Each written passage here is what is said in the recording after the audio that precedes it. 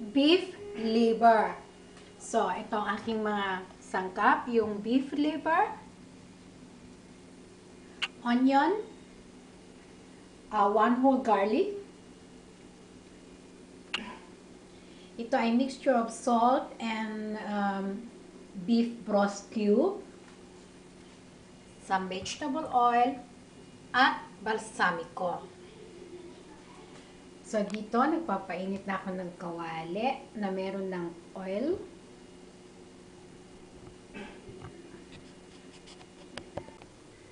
So, pag mainit na syempre yung mantika, by this time, uunahin ko yung garlic.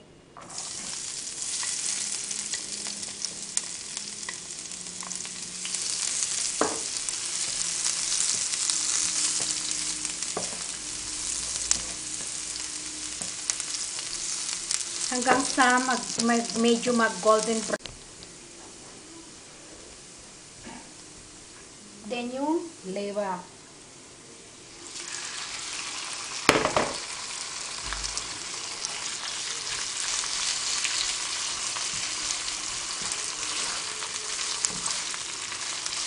Babalik-balik ta rin lang ang both sides. Hindi ito kailangang tumagal dito kasi otherwise titigas.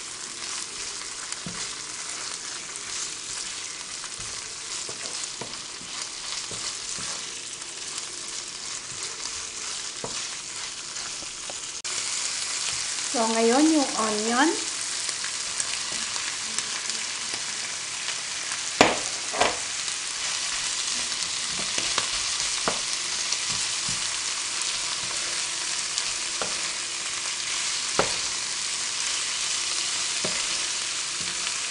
And then, titimplahan ko na rin ng kaunting yung mixture ng salt at saka yung beef broth cube.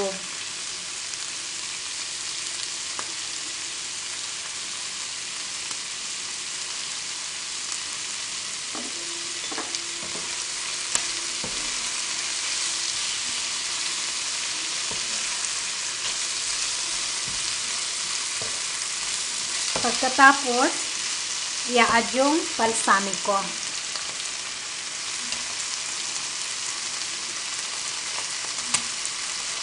Mga 2 tablespoons. Depende sa asim na gusto nyo.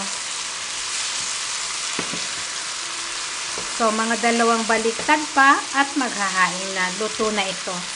Hanggang mamaya. So, there you have it. Ang aking beef liver